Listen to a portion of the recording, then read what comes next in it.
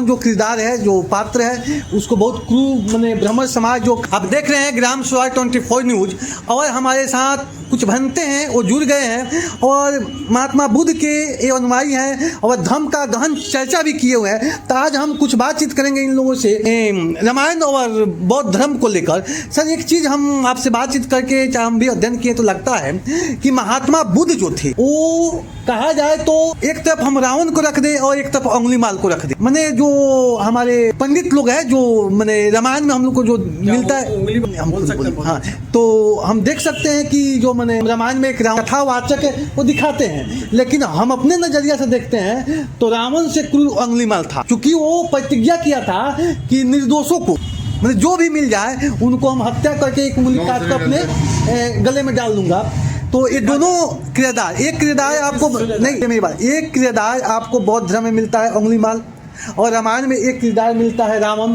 दोनों में अगर कहा तुलना किया जाए तो सबसे क्रूर था वो अंगुलीमाल। नहीं, एक मिनट, लेकिन महात्मा बुद्ध के समीप जब अंगुलीमाल आता है तो अंगुलीमाल हिंसक जो था प्रवृत्ति का, वो अहिंसक जो था उसका विचार बदल जाता है। यानी महात्मा बुद्ध के शरण में आने के बाद एक क्रूर व्यक्ति अंगुलीमाल एक बौद्ध धर्म मान, लेकिन राम के संपर्क में जब रावण आता है तो राम को हत्या करना पड़ा। ये अंतर राम और बुद्ध में है। जी जी। दूसरी बात आप हमें ध्यान से, कृष्ण उसको भी हम भगवान का अवतार मानते हैं और उसको भी बहुत हम लोग पूजा पाठ करते हैं, लेकिन कृष्ण के भी जीवन कथा में आप पढ़िएगा तो अधिकांशतः जितने लोग भी मिले हैं उनको कृष्ण को हत्या करना पड़ा है। क्या कृष्ण के पास वो ज्ञान नहीं था? क्या राम के पास वो भगवान थे तो बुद्ध की तरह ज्ञान नहीं था? क्या वो शक्ति नहीं था कि हृदय परिवर्तन कर दे? जो महात्मा बुद्ध ने हृदय परिवर्तन किया वो राम क्यों नहीं किए, वो कृष्ण क्यों नहीं किए? उसके बाद हम विष्णु पुराण पढ़ेंगे तो नरसिंह भगवान का भी नाम आता है, और एक बच्चा है प्रहलाद है, उसके पिता बड़ा क्रूर है। इन्हीं लोगों के कहने का अनुसार तो उसमें क्या होता है, जब नरसिंह भगवान जब आते हैं अवतार लेते हैं भगवान, तो एक भक्त के पिता को उसके सामने हत्या कर देते हैं। आप बताइए महात्मा बुद्ध होते तो वहाँ पर क्या नजराना होती? एक चीज देखा, बुद्ध और अन्य देवी देवता अलग अलग नाम है, लेकिन मैं किसी का नाम लेना नहीं चाहता हूँ। और अंगुलीमाल की जो कहानी है, तो बुद्ध अपने जीवन में बड़े बड़े प्रयोग किए हैं। जैसे एटॉमिक बम बनाता है अमेरिका, तो उसका प्रयोग करके देखता है कितने लोग मरते हैं। तो पहला प्रयोग इनका अंगुलीमाल का था कि बुद्ध तथागत बुद्ध का था कि क्रूर व्यक्ति को कैसे को सुधारा जाए, अच्छा धर्म के रास्ते पर लाए। अब क्या था कि तथागत बुद्ध ने बोला कि मैं कल अंगुलीमाल से मिलने जाऊंगा। पूरे राज्य में हल्ला हो गया। इतने उनके समर्थक थे या राजा महाराजा सभी लोग पहुंचे कि आप न जाएं, वो बहुत क्रूर है, लोगों को मार देता है, काट देता है, आपका जीवन अंत हो जाएगा, ज्ञान नहीं बांट पाएंगे। तो तथागत बुद्ध ने बोला कि सत्य, जीवन और मरना दोनों जीवन का एक नंबर सत्य है। इसके अलावा कोई सत्य बातें झूठी भी हो सकती है, लेकिन मरना और जीना प्रथम सत्य। और मैं जाऊंगा, अगर मरना होगा तो वहीं मरूंगा, नहीं मरना होगा तो नहीं मरूंगा। लेकिन मैं उस जैसे डॉक्टर किसी रोग का इलाज करने के लिए रोगी से घृणा नहीं करता है, वैसे सामाजिक ज्ञान के लिए उन्होंने बोला मेरा काम है। जब गए अंगुलीमाल के पास, अंगुलीमाल दूर से घुर्राया बाघ की तरह, तलवार चमचमाता निकाला, तो तथागत बुद्ध मुस्कुरा रहे थे। तो उसको लगा कि अरे जो लोग आता है तो मेरे घुर्राहट से और दौड़ से भाग जाता है और मैं पीठ पर वार करके मारता हूँ। लेकिन ये दुनिया का प्रथम व्यक्ति मिला है जिसके चेहरे पर मुस्कान, कोई डर भय नहीं। वो देख के लगता है कि कोई अनहोनी होने वाली है या ये अजीब आदमी है जिसको हम ये नहीं कर पाए। तो अंगुलीमाल फिर चिल्लाता है कि ठहरो। तो तथागत बुद्ध ने बोला कि मैं तो ठहरा हुआ हूँ, तुम कब ठहरो? बोला कि जवाब भी दे रहा है और भयभीत हुआ। पास आया तो तथागत बुद्ध ने बोला कि मैं जानता हूँ तुम्हारी प्यास बहुत तेज है, चूँकि 99 आदमी की हत्या कर लिए हो और तुम्हारे दिमाग में कोई कचड़ा डाल दिया है कि 100 आदमी की हत्या कर लोगे तो तुम पूरे पृथ्वी पर राज्य हो जाएगा। लेकिन ये सब बातों में हमें नहीं अटकना है। तुम एक पेड़ की डाली का, मैं आ गया हूँ, लास्ट प्यास तुम्हारी मैं बुझाऊंगा, मेरी शरीर को काट कर तुम 100 का टारगेट पूरा कर लेना। तो अंगुलीमाल जब डाली काट देता है तो तथागत बुद्ध बोलता है कि इसको पुनः जोड़ दो। तो जोड़ने की बुद्धि तो थी नहीं, क्योंकि जो भी चीज़ टूट जाता है फिर जुटता नहीं है। यह देखकर वो सोचने लगा।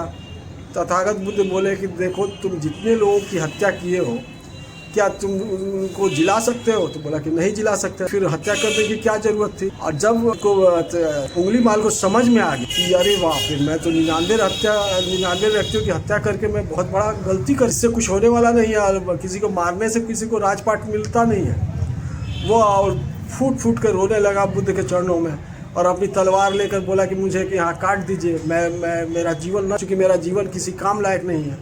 तो तथागत बुद्ध बोले कि उंगली माल, अब तुम मर चुके हो। उंगली माल जो तुम्हारे अंदर आत्मा और हृदय और दिमाग में वास कर रहा था वो समाप्त हो चुका है, और कोई भी व्यक्ति अपनी गलतियों को पश्चाताप कर लेगा तो उसका जीवन बदल सकता है। फिर उंगली माल बोला कि मैं अब हत्या नहीं भी करूँगा, गाँव में जाऊँगा भिक्षा मांग कर खाने के लिए, तो लोग तो मुझे मारेंगे।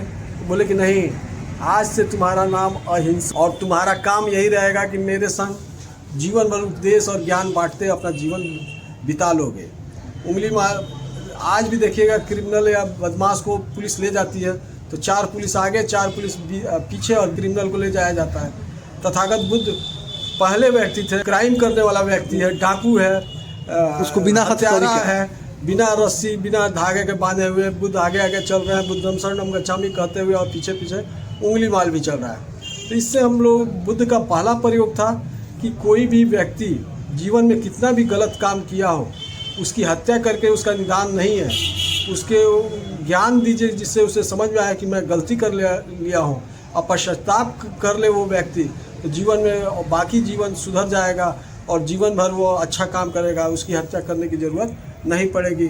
तो बुद्ध का जो भी था सिर्फ समझने की बात है और समझ कर कुछ करने की बात है। तो ऐसा ही जो महात्मा बुद्ध थे और राम कृष्ण जो थे, ये थोड़ा हमको मैंने देखते हैं कि बहुत बड़ा चीज़ जो बुद्ध में मिलता है वो राम में नहीं मिलता है, कृष्ण में नहीं मिलता है। लेकिन बुद्ध एक ऐसे थे कि अगर राम के समकालीन बुद्ध होते तो रावण को भी सही रास्ता पर ला देते और उतना बड़ा रामायण नहीं होता।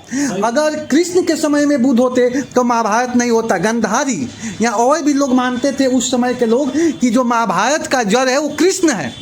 लेकिन अगर महात्मा बुद्ध होते तो दोनों पक्षों को, पांडव और कौरव दोनों पक्षों को मिलाकर एक परिवार को जोड़ देते, और जो एक बहुत बड़ा भारत से महावीर मारे गए, महारथी मारे गए, वो नहीं मरे होते, और उस समय भी भारत की एक अलग ही खूबसूरती होती है।